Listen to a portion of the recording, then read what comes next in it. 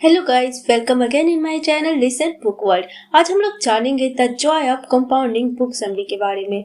Compounding एक powerful concept है जो आप अपनी नॉलेज को बढ़ाने, खुद को इम्प्रूव करने और वेल्थ बिल्ड करने के लिए यूज कर सकते हैं। रोज के कुछ पेजेस पढ़कर आप साल में कई बुक्स पढ़ सकते हैं। अभी के समय में लोगों के पास पेशेंस की बहुत कमी है और ये कह सकते हैं कि टाइम की स्कैर्सिटी है, इसलिए पढ़ने की जगह एटलीस्ट सुन लें। आप काम करते करते भी बुक्स रीडिंग सुन सकते हैं। इससे आपका काम भी होता रहेगा और हमेशा कुछ न्यू सीखते भी रहेंगे। हमारी लाइफ में लर्निंग कभी स्टॉप नहीं होनी चाहिए। ये हमारे लाइफ स्टाइल को अपडेट करते रहते हैं। रोज का 30 मिनट का एक्सरसाइज आपके हेल्थ के लिए बहुत फायदेमंद साबित होगा। सालों साल इन्वेस्ट करते रहना और इंटरेस्ट को कंपाउंड होते देना आपको बहुत अमीर बना सकता है। ये बुक समरी आपको सिखाएगी कि आप अपने गोल्स अचीव करने के लिए और फाइनेंशियली इंडिपेंडेंट रहने के लिए कंपाउंडिंग को कैसे यूज कर सकते हैं। आगे जानने के लिए पूरी समरी जरूर सुनिए। राइटर गौतम वैद एक चार्टर्ड फाइनेंशियल एनालिस्ट हैं। वो स्टेलर वेल्थ पार्टनर फंड के मैनेजिंग पार्टनर हैं, जो यूएस इन्वेस्टर के लिए इन्वेस्टमेंट पार्टनरशिप में भी हैं। चलिए इसे शुरू करते हैं इंट्रोडक्शन से। राइटर कहते हैं, आप लाइफ में जो कुछ भी पाना चाहते हैं पा सकते हैं। जो छोटे छोटे स्टेप्स आज लेंगे वो सालों बाद एक बड़ी अचीवमेंट में तब्दील हो जाएगी। एक कंपाउंडिंग का पावर है। आज के बाद आप अपने आप को कभी भी अंडर एस्टिमेट नहीं करेंगे और आप खुद महसूस करेंगे आपके लाइफ में बहुत बदलाव आ रहा है। आज जो आप एफर्ट लगाएंगे वो भले ही छोटे छोटे हों, लेकिन कुछ साल बाद आप देखेंगे वो कितनी बड़ी अचीवमेंट में बदल गई है। कंपाउंडिंग का मतलब है टाइम को अपना काम करने दो और फिर देखो आपका कोशिश कितना रंग लाती है। ये बदलाव आज या कल में नजर नहीं आएगा, लेकिन कंपाउंडिंग एक दिन आपके कैरियर और फ्यूचर गोल्स के लिए किसी जादू की तरह असर करेगा। कंपाउंडिंग सिर्फ फाइनेंस के फील्ड में लागू नहीं होता, ये हर फील्ड में लागू होता है, चाहे वो फिटनेस हो, वेल्थ हो या आपका हॉबी हो। हर जगह आप इसे देख पाएंगे। इस बुक के ऑथर गौतम वैद इस बात पर खास जोर देते हैं कि हमें लगातार सीखते रहना चाहिए। जब आप अपने नॉलेज को कंपाउंड करते हैं तो आपका सेल्फ वैल्यू और सेल्फ वर्थ भी बढ़ती जाती है। सबसे बढ़िया इन्वेस्टमेंट जो आप कर सकते हो वो है खुद पर इन्वेस्टमेंट करना। ये समरी आपके फाइनेंशियल लिटरेसी को बढ़ाएगी। तो चलिए इस समरी की हेल्प से नॉलेज अचीव करते हैं और लाइफ के हर फील्ड में भी बन जाते हैं। फर्स्ट पॉइंट है becoming a learning machine. Life में सबसे सक्सेसफुल लोग वो होते हैं जो लर्निंग मशीन की तरह होते हैं। वो नॉलेज के अलग अलग सोर्स का वेलकम करते रहते हैं और हमेशा कुछ नया सीखते रहते हैं। सक्सेस का सीक्रेट यही है कि आप हमेशा कुछ ना कुछ नया सीखते रहें। एडिशनल आइडियाज अलग अलग सिचुएशन में आपके काम आएंगे। लर्निंग अभी बहुत इजी हो गया है। आपके पास ज्यादा टाइम नहीं है तो बुक पढ़ने की जगह बुक्स को सुने। वॉरेन बफेट जो दुनिया के सबसे सक्सेसफुल इन्वेस्टर हैं, अपने दिन का 80% टाइम पढ़ने में और कुछ नया सीखने में गुजार देते हैं। वो अपना टाइम किसी ऐसी चीज में वेस्ट नहीं करते जो उन्हें लगता है कि फ्यूचर में उनके काम नहीं आने वाला है। यहाँ तक कि ट्रैवलिंग के वक्त भी वॉरेन एक जगह बैठकर पढ़ते रहते हैं ताकि उनकी नॉलेज लगातार बढ़ती रहे। ज्यादातर लोग लर्निंग पर इसलिए ज्यादा ध्यान नहीं देते क्योंकि उन्हें लगता है कि ये बहुत बड़ा कमिटमेंट है और अपने दिमाग को कंफर्ट जोन में रहने देते हैं। लेकिन जब तक आप इसे शुरू नहीं करेंगे तब तक आप इसके इम्पोर्टेंस को नहीं समझ पाएंगे। आज जो आपके सामने इतने अमीर लोग हैं उनका सीक्रेट यही है कि वो कभी रुकते नहीं, वो लगातार सीखते हुए आगे बढ़ते रहते हैं। लर्निंग आपको वो बड़ी बड़ी चीजें अचीव करने का मौका दे सकता है जो आपको कभी मुमकिन नहीं लगा होगा। नेक्स्ट पॉइंट है the key to success in life is delayed gratification. Success रातों रात नहीं मिलती और ना ही आपको ये एक हफ्ते या एक महीने में मिलेगी।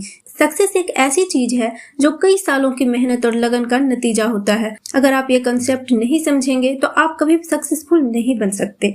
1960 के दशक में हुई एक स्टडी में डिलेड ग्रेटिफिकेशन यानी संतुष्टि मिलने में देर होना और उन लोगों पर इसके नतीजों को एनालाइज किया गया जो इसका वेट कर रहे थे। रिसर्चर ने बच्चों के एक ग्रुप से पूछा कि वो उसी वक्त एक मार्शमैलो लेना चाहेंगे या 20 मिनट इंतजार करने के बाद 2 मार्शमैलो लेना चाहेंगे।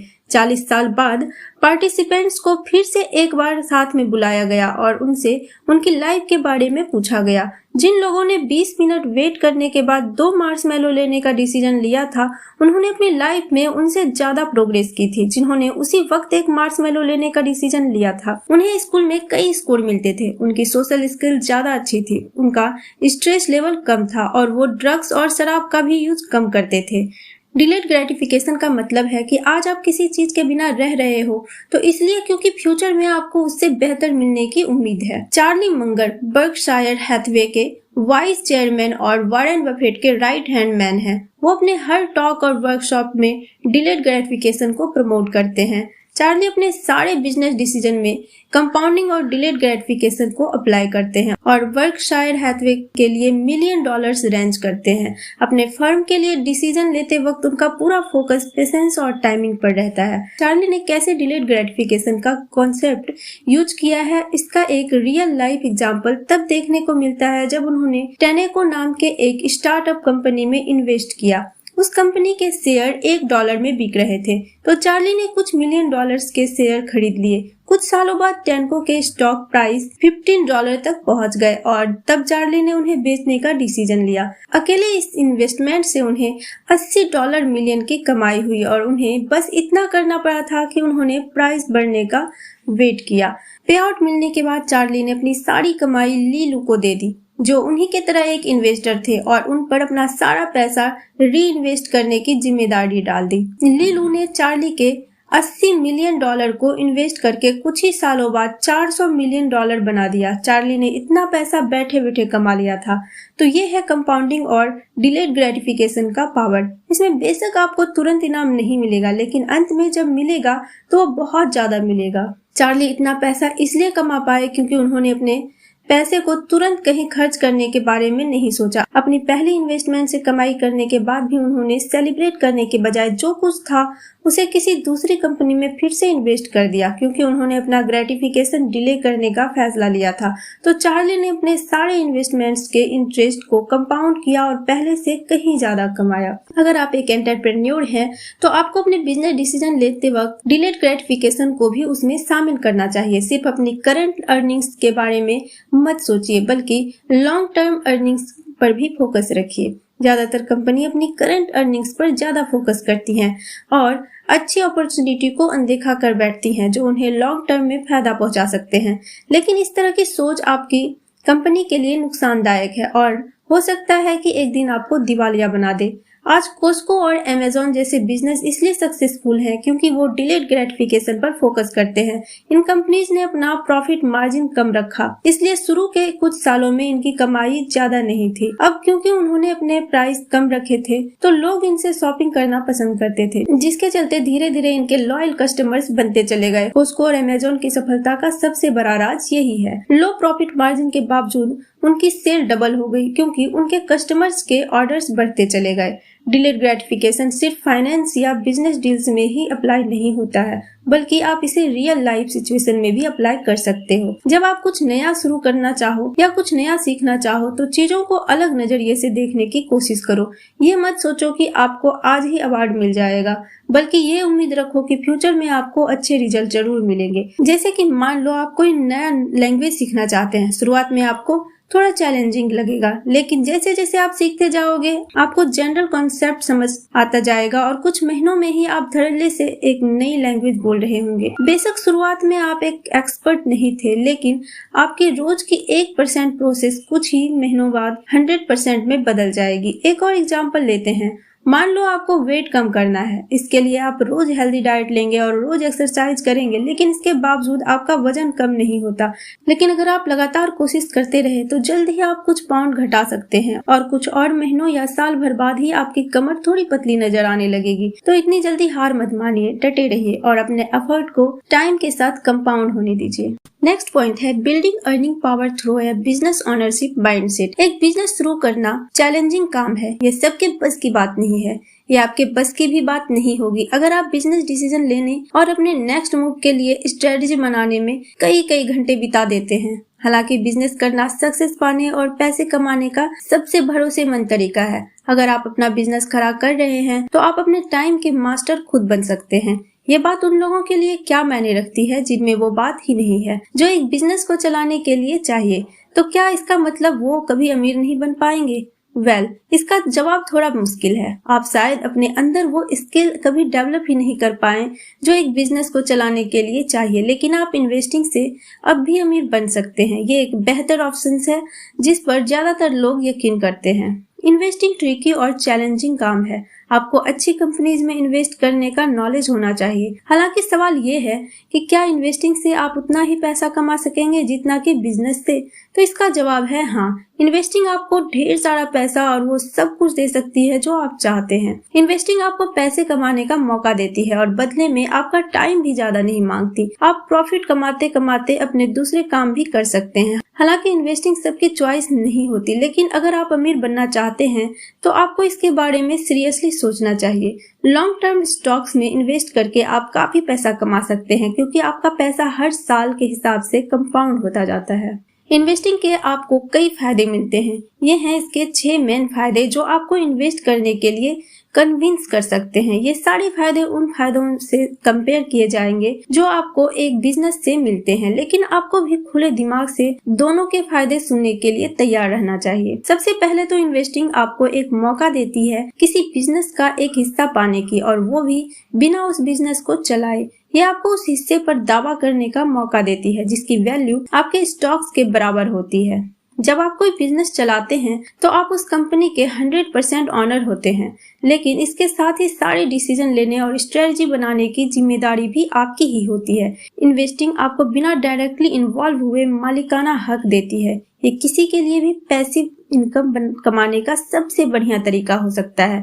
दूसरी बात, इन्वेस्टिंग आपको अपने रिस्क डाइवर्सिफाई करने का मौका देती है। आपको अपना सारा पैसा किसी एक कंपनी में नहीं लगाना है। आप इसे बांटकर कई कंपनी में लगा सकते हो, जिससे आप रिस्क को कम कर सकते हैं। खुद का बिजनेस चलाने का मतलब है कि अपना सारा पैसा कैपिटल के तौर पर एक कंपनी में लगाना और ये उम्मीद रखना कि वो कंपनी आगे चलकर सक्सेसफुल होगी। लेकिन इन्वेस्टिंग में आप अपनी सेविंग्स का सिर्फ एक हिस्सा इन्वेस्ट करते हो, और यही हिस्सा आपको हायर रिटर्न दे सकता है, जो कि इस बात पर डिपेंड करता है आप किस टाइप के स्टॉक्स में इन्वेस्ट कर रहे हो। जैसे मान लो आपने अपनी लाइफ सेविंग में से $1,40,000 खुद के एक स्टार्टअप केमिकल कंपनी में लगाया, या फिर आप अपनी सेविंग्स का सिर्फ $70,000 किसी बड़ी कंपनी जैसे विनीत ऑर्गेनिक्स में इन्वेस्ट करते हो। अपने स्टार्टअप से प्रॉफिट कमाने में आपको शायद कुछ साल लगे, पर अगर आप पहले से जमी जमाई किसी बड़ी कंपनी में पैसा लगाते हैं तो आप कुछ महीनों में ही प्रॉफिट कमा सकते हैं।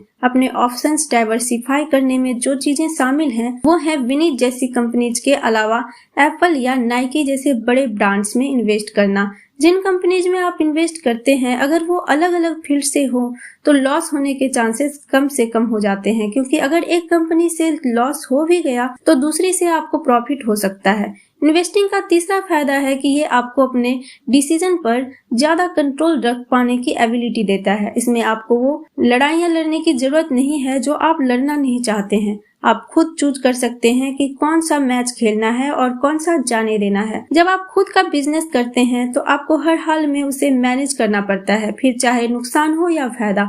आप अपनी पूरी लाइफ सेविंग एक कंपनी में लगा देते हैं और आपको इस बात की पूरी कोशिश करनी पड़ती है कि कंपनी फ्यूचर में अच्छा परफॉर्म करे। जब आप इन्वेस्ट करते हो तो आप सिर्फ अच्छे रिटर्न और एसेट्स वाली कंपनीज ही चूज कर सकते हो। उनके अच्छे बुरे टाइम में आपको उनके साथ खड़े होने की जरूरत नहीं है।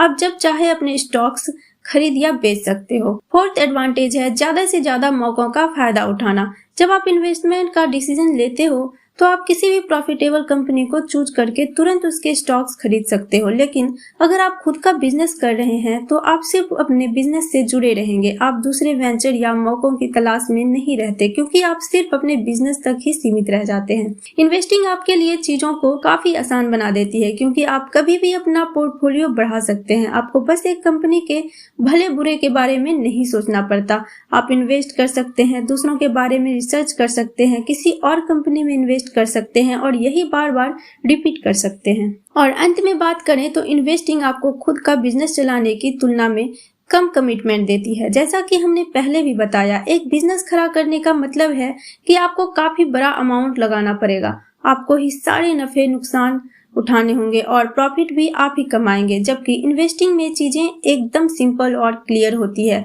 आप किसी भी वक्त खरीद या बेच सकते हैं और कुछ ही दिनों में आपके बैंक अकाउंट में पैसा आ जाता है। दूसरे शब्दों में कहें तो ये ज्यादा लिक्विड इन्वेस्टमेंट है। इन्वेस्टिंग करना या खुद का बिजनेस चलाना या फिर दोनों करना, यह आपकी चॉइस पर डिपेंड करता है। तो अब टाइम आ गया है कि अपनी स्किल को एक्सेस करें और तय कर लें कि आपके अंदर वो चीज है या नहीं जो आपको एक बिजनेस चलाने की काबिलियत देती है, या फिर आपको बस इन्वेस्टिंग तक सीमित रहना चाहिए।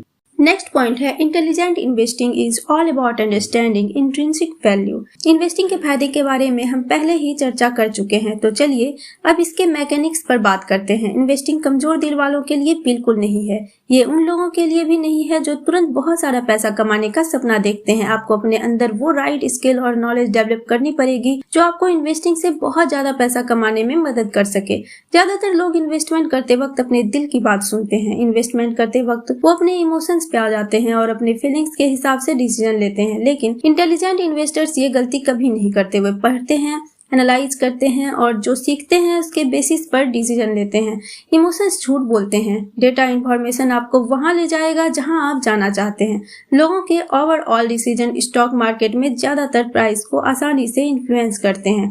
अगर कई लोग एक साथ में सेम स्टॉक ले रहे हैं तो प्राइस बढ़ जाते हैं। अगर उनमें से ज्यादातर अपने स्टॉक्स बेच देंगे तो उस स्टॉक के प्राइस गिर जाएंगे। इसके अलावा कंपनीज परसीव्ड स्टॉक प्राइस को भी आसानी से मैनिपुलेट कर सकते हैं। वो अपने स्टॉक्स को और ज्यादा डिजायरेबल बना सकते हैं, जिसके चलते इन्वेस्टर्स उस कंपनी में अपना पैसा लगाने के लिए लाइन लगाए खड़े हो जाएं। इन्वेस्टिंग करते वक्त पहला काम आपको ये करना है कि कंपनी के फाइनेंशियल स्टेटमेंट्स को एनालाइज करना है। लॉन्ग टर्म इन्वेस्टर के तौर पर आपको पता होना चाहिए कि आप किस तरह की कंपनी में इन्वेस्ट कर रहे हैं और उनका मैनेजमेंट प्रॉब्लम को कैसे हैंडल करता है। कंपनी जिस फील्ड में है उसमें उसकी मैनेजमेंट स्किल्ड और नॉलेजेबल होना चाहिए। आपके इन्वेस्टमेंट की वैल्यू तभी बढ़ पाएगी जब कंपनी पैसा कमाएगी। याद रहे, इन्वेस्टिंग का मतलब है कि आपका उस कंपनी के एक हिस्से में हक बन जाता है। आपको ये ध्यान रखना होगा कि वो फ्यूचर में अच्छा परफॉर्म करे ताकि आपको अच्छे रिजल्ट की गारंटी मिल जाए। एक फाइनेंशियल स्टेटमेंट को एनालाइज करना सिर्फ कुछ नंबर्स पर नजर डालने से कहीं ज्यादा होता है। आपको देखना पड़ेगा कि कैसे कंपनी की मैनेजमेंट अपने एसेट्स को यूज करती है और कैसे वो अपने ओवरऑल ऑपरेशन को फाइनेंस करती है। यह ध्यान रहे कि आपको सिर्फ वही कंपनी चूज करनी है जो इंटरनली जनरेट रिसोर्सेज यूज करें, बजाय उन कंपनीज के जो फंडिंग के आउटसाइड सोर्सेज पर डिपेंडेंट रहते हैं। अगर कंपनी आउटसाइड फंडिंग पर डिपेंडेंट हो गई तो इससे मुश्किलें खड़ी हो सकती है, क्योंकि उनका बिजनेस पहले जैसा प्रॉफिटेबल नहीं रहेगा। इसलिए कंपनी नए इन्वेस्टर्स के पैसे पर डिपेंडेंट हो जाती है ताकि उसके ऑपरेशन बिना किसी रुकावट के चलते रहें।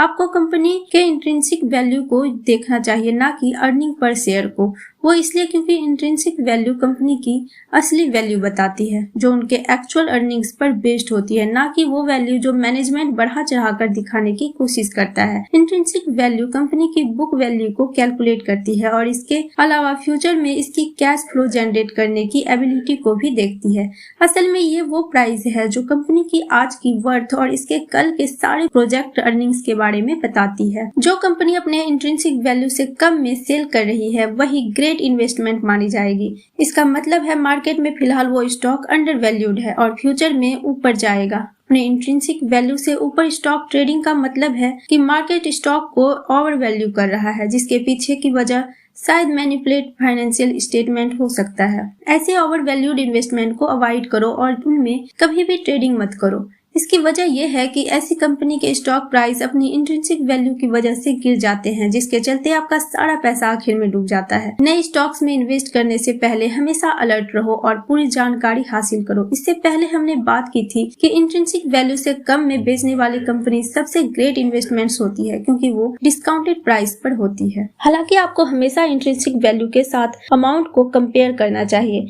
अगर आप हर डिस्काउंटेड स्टॉक में इन्वेस्ट करने लगे तो हो सकता है कि आप किसी ऐसी कंपनी में इन्वेस्ट कर बैठो जो कल को डूब सकती है। लो स्टॉक प्राइस वाले कुछ स्टॉक्स कल के दिन और ज्यादा गिरेंगे। इसके पीछे कई वजहें हो सकती हैं, जैसी खराब मैनेजमेंट, पब्लिक इश्यूज वगैरह। वजह चाहे कोई भी हो, लेकिन आपको ऐसी कंपनी से दूर रहना चाहिए जो डूब रही हो, और ऐसा करने का एक ही तरीका है कि आप पहले उनके स्टेटमेंट्स को चेक कर लें और एनालाइज करें कि प्रोजेक्ट अर्निंग्स रीजनेबल है या नहीं। नेक्स्ट पॉइंट है the holy grail of long term value investing.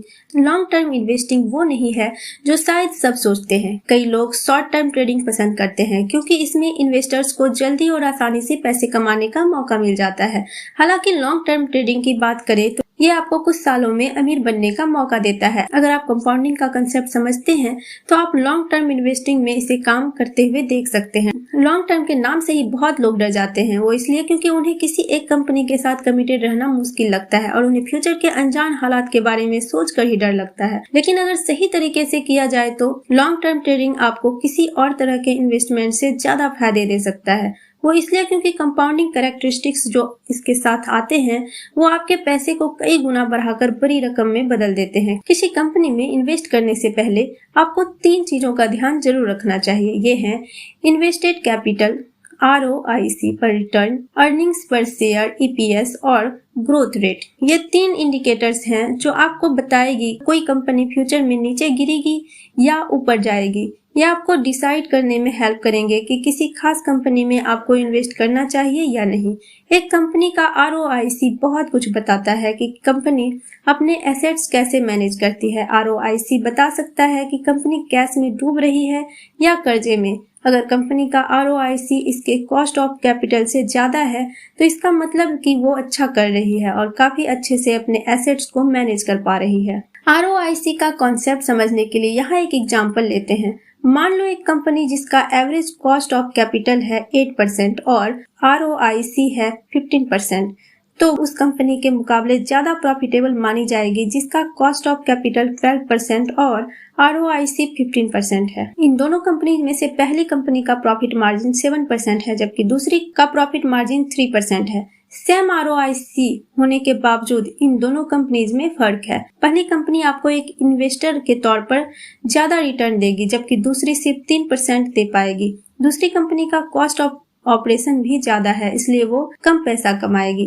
Earnings पर शेयर भी एक और इम्पोर्टेंट इंडिकेटर है कि बिजनेस सक्सेसफुल होगा या नहीं, लेकिन इसे हमेशा ग्रोथ रेट से कंपेयर किया जाना चाहिए। हाई EPS कंपनी के लिए अच्छा होता है, हालांकि अगर इसे लो ग्रोथ रेट से जोड़कर देखा जाए तो इससे ये पता चलता है कि कंपनी सिर्फ शॉर्ट टर्म के लिए प्रॉफिटेबल है। अब मान लो 2 कंपनी है जिनका अर्निंग पर शेयर सेम है। कंपनी A का ग्रोथ रेट 15% है जबकि कंपनी B का सिर्फ 6%। अब अगर आप कंपनी B में 40 साल के लिए भी इन्वेस्ट करते हैं तो आपको जो प्रॉफिट मिलेगा वो कंपनी A के एक हिस्से के बराबर होगा। कंपनी A का हाई ग्रोथ रेट आपको इन्वेस्टमेंट को फ्यूचर में बड़े अमाउंट के तौर पर कंपाउंड कर देगा। कंपाउंडिंग कितनी कमाल की चीज है ना। इसे अगर हाई इंटरेस्ट रेट से जोड़ा जाए तो ये आपको 20 से 30 सालों में काफी अमीर बना सकता है। लॉन्ग टर्म इन्वेस्टमेंट करते वक्त आपको इस बात की तरफ ध्यान देना चाहिए कि कंपनी अपने रिसोर्सेज कैसे यूज करती है। फाइनेंशियल स्टेटमेंट्स और इंडिकेटर्स आपको काफी कुछ बता सकता है, लेकिन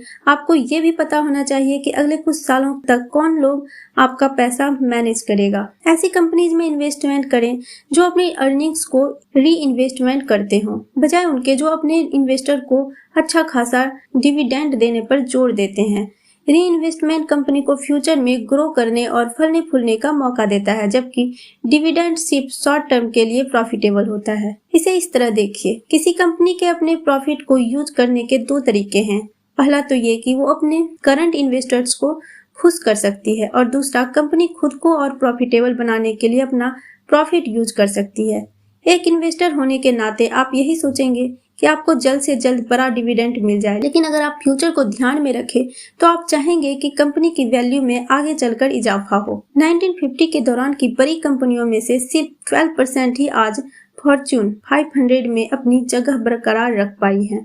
ज्यादातर बड़ी कंपनियां उन दिनों या तो दिवालिया हो गई थी या उन्हें कुछ सालों बाद नई कंपनी ने खरीद लिया था। इन 12% में अपनी जगह बनाने वाली कंपनी में शामिल है Pfizer, general Motors, Coca Cola, Hershey और वर्लपूल। बिजनेस के अलग अलग फील्ड से आने के बावजूद इन सब ने एक जैसी स्ट्रेटजी अपनाई और वो है अपनी अर्निंग्स को अपने ऑपरेशन में री इन्वेस्टमेंट करना और एक बड़ा कैपिटल वैल्यू बिल्ड करना।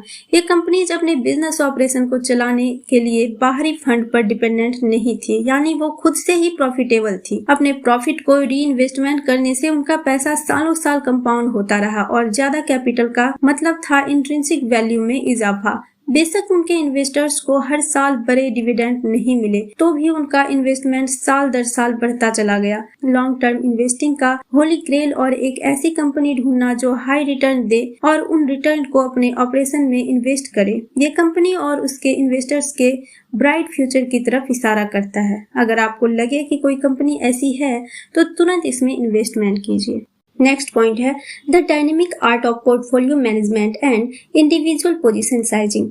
अब जब आप जान चुके हैं कि उन कंपनीज को कैसे चुना जाए जिनमें आपको इन्वेस्ट करना है, तो अब टाइम आ गया है कि हम ये सीखें कि अपने इन्वेस्टमेंट को मैनेज कैसे किया जाए। इन्वेस्टमेंट का मतलब सिर्फ बेस्ट कंपनी सिलेक्ट करके उसमें इन्वेस्ट करना नहीं है, बल्कि ये सीखना भी है कि कितना इन्वेस्ट किया जाए और कितने स्टॉक्स खरीदे जाए। पोर्टफोलियो मैनेजमेंट और इंडिविजुअल पोजीशन साइजिंग एक इंटेलिजेंट इन्वेस्टर होने के अहम हिस्से हैं। आपको सोच समझकर अपना पोर्टफोलियो मैनेज करना होगा और आपको ये पता होना चाहिए कि आपको हर कंपनी के टोटल कितने स्टॉक्स खरीदने हैं। एक स्टॉक पोर्टफोलियो को आप एक फ्रूट बास्केट से कंपेयर कर सकते हैं। आपका पोर्टफोलियो एक बास्केट है और जो स्टॉक्स आपने खरीदे हैं वो फ्रूट्स हैं। आपके पोर्टफोलियो में आपकी पसंद के कई अलग अलग स्टॉक्स हो सकते हैं। आपका गोल है एक ऐसा पोर्टफोलियो रखना जिसमें आपकी सारी इन्वेस्टमेंट डाइवर्सिफाई हो जाए और एक इन्वेस्टर के तौर पर आपका रिस्क कम से कम हो। हालांकि अपने इन्वेस्टमेंट को डाइवर्सिफाई करने का भी लिमिट होता है। डाइवर्सिफिकेशन का मतलब है अपने पोर्टफोलियो को डाइवर्सिफाई करना। इसमें आप अलग अलग कंपनी के मल्टीपल स्टॉक्स खरीदते हो। एक डाइवर्स पोर्टफोलियो का इंडिविजुअल इन्वेस्टमेंट का रिस्क कम कर देता है, क्योंकि ये आपको अपने पैसे को बहुत सारी कंपनीज में डिवाइड करने का मौका देता है। जैसे अगर आपको कंपनी ए से घाटा हुआ और कंपनी बी से मुनाफा, तो आपका ज्यादा नुकसान नहीं होगा, और अगर दोनों कंपनी से आपको फायदा होता है तो आप विन विन सिचुएशन में रहेंगे। ज्यादातर इन्वेस्टर्स क्यों अपना पैसा डाइवर्सिफाई करते हैं? इसके पीछे वजह यह है कि मार्केट कभी भी अनस्टेबल और नाजुक हो सकती है। कुछ स्टॉक्स ग्रेट इन्वेस्टमेंट साबित होते हैं, लेकिन मार्केट की वजह से इजीली अफेक्ट हो जाते हैं। उनके प्राइस लगातार ऊपर नीचे होते रहते हैं, इसलिए अच्छा रहेगा अगर आप उन्हें ज्यादा स्टेबल स्टॉक इन्वेस्टमेंट्स के साथ पेयर करें। दो टाइप के रिस्क होते हैं जो ज्यादातर इन्वेस्टर्स को फेस करने पड़ते हैं। ये है मार्केट रिस्क और business risk. Market risk market में ही छुपे होते हैं, जिन्हें कंपनी कंट्रोल नहीं कर सकती, जबकि बिजनेस रिस्क वो है जो इंडिविजुअल कंपनीज फेस करती है, जिसके चलते उनके ऑपरेशन रुक जाते हैं और वो दिवालिया होने के कगार पर पहुंच जाते हैं। अच्छी कंपनी में बिजनेस रिस्क काफी लो होता है, जबकि जिनके फाइनेंशियल स्टेटस डाउटफुल होते हैं उनमें रिस्क काफी हाई होता है। अलग अलग इंडस्ट्री के बिजनेस रिस्क भी अलग अलग होते हैं, जो उनके मार्केट पर डिपेंड करता है। इसलिए डाइवर्सिफिकेशन जरूरी है। अपने पोर्टफोलियो को डाइवर्सिफाई करके आप किसी भी तरह के फ्यूचर बिजनेस रिस्क को कम कर सकते हैं। एक इन्वेस्टर के तौर पर या तो आप डाइवर्सिफाइड या फिर कंसंट्रेटेड पोर्टफोलियो रख सकते हैं, यानी एक ऐसा पोर्टफोलियो रख सकते हैं जिनमें कई स्टॉक्स हो, या फिर मार्केट से एक या दो स्टॉक्स ही मेंटेन कर सकते हैं। जैसा कि हमने पहले भी बताया है, एक डाइवर्सिफाइड पोर्टफोलियो ओवरऑल रिस्क को कम करने में काफी मददगार साबित हो सकता है, जबकि एक कंसंट्रेटेड पोर्टफोलियो आपको हायर वैल्यू और डिविडेंड दे सकता है। हालांकि आपके पोर्टफोलियो की कंपोजिशन इस बात पर डिपेंड नहीं करनी चाहिए कि आप दूसरों से क्या सुनते हैं या फिर आपको क्या ठीक लगता है। ये आपके फाइनेंशियल गोल्स और जरूरतों के हिसाब से प्लान होना चाहिए। अगर आप हायर रिटर्न चाहते हैं तो आपके लिए कंसंट्रेटेड पोर्टफोलियो ज्यादा बेहतर होगा, लेकिन अगर आप सेफ इन्वेस्टिंग साइड पर हैं तो एक डाइवर्सिफाइड पोर्टफोलियो आपकी जरूरतों के हिसाब से फिट बैठेगा। इन्वेस्टर्स को अपना स्टॉक पोर्टफोलियो बहुत ज्यादा डाइवर्सिफाई नहीं करना चाहिए। डाइवर्सिफिकेशन के फायदे कब खत्म हो जाएंगे, इसकी भी एक खास लिमिट होती है। अच्छे डाइवर्सिफिकेशन में 8 to 15 कंपनीज आती है। इससे ज्यादा कुछ भी आपके रिवॉर्ड को न्यूट्रलाइज कर देगा जो आपको उन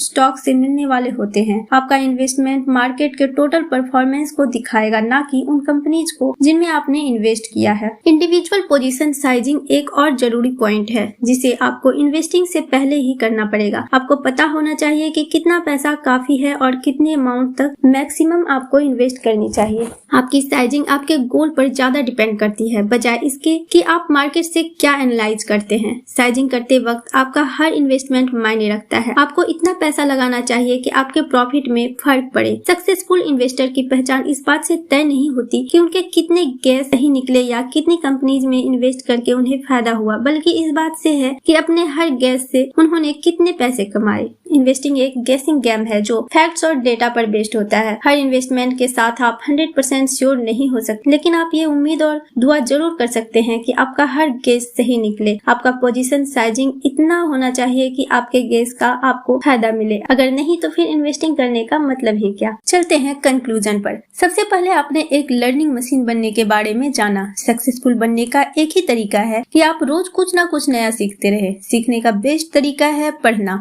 दुनिया के सबसे सक्सेसफुल लोग अपने डेली रूटीन का बड़ा हिस्सा पढ़ने में गुजारते हैं। रोज के 25 पेज से शुरुआत करते हुए इसे अपनी आदत में शुमार कर लीजिए। दूसरा, आपने डिलेड ग्रेटिफिकेशन के बारे में जाना। जैसा कि कहावत है, अच्छी चीजें उन्हीं को मिलती है जो सब्र रखते हैं। आप डिलेड ग्रेटिफिकेशन को हर फील्ड में यूज कर सकते हैं, जैसे स्टडी, शेविंग और खुद पर इम्प्रूव करने में। जब आप कंसिस्टेंट रहेंगे तो आपको बहुत जल्द ग्रेट रिजल्ट भी देखने को मिलेंगे। थर्ड, आपने इन्वेस्टिंग के पावर के बारे में जाना। किसी बिजनेस में इन्वेस्ट करके आप उसके एक हिस्से के हकदार बन जाते हैं और आप अपने रिस्क को डाइवर्सिफाई कर सकते हैं और कम मेहनत से ज्यादा पैसा कमा सकते हैं। ये पैसिव इनकम कमाने का बेस्ट जरिया है। आप छोटी रकम से शुरुआत करके आगे फ्यूचर में अमाउंट बढ़ा सकते हो, और अगर आपने इंटरेस्ट को टाइम के साथ कंपाउंड होने दिया तो आपका पैसा हमेशा बढ़ता रहेगा। फोर्थ, आपने इंट्रिंसिक वैल्यू के बारे में जाना। इन्वेस्टिंग से पहले आपको ये देखना होगा कि स्टॉक की इंट्रिंसिक वैल्यू क्या है। ये टेक्निक आपको उस वक्त बेटर डिसीजन लेने में मदद करेगी जब आप इन्वेस्टमेंट के लिए कंपनी चूज कर रहे होंगे। इससे आप डिसाइड कर सकते हैं कि कोई स्टॉक ओवर वैल्यूड है या नहीं और अपनी फोरकास्टेड अर्निंग्स के पेस पर बढ़ेगा या घटेगा।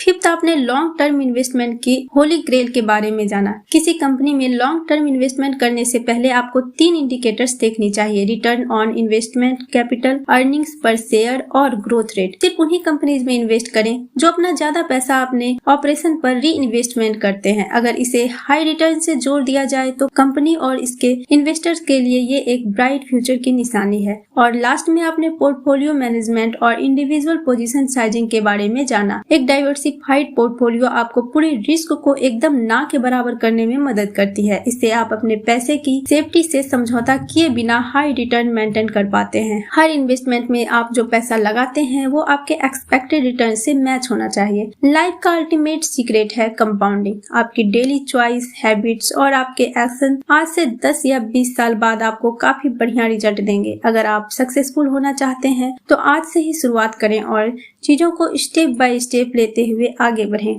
कंपाउंडिंग की पावर आपकी लाइफ चेंज कर सकती है, बशर्ते कि आप रोज लगातार सीखते रहे, इम्प्रूव करते रहे और डटे रहे। ये बुक समरी आपको कैसी लगी जरूर बताएं। इसे यही समाप्त करते हैं, मिलते हैं नेक्स्ट समरी में।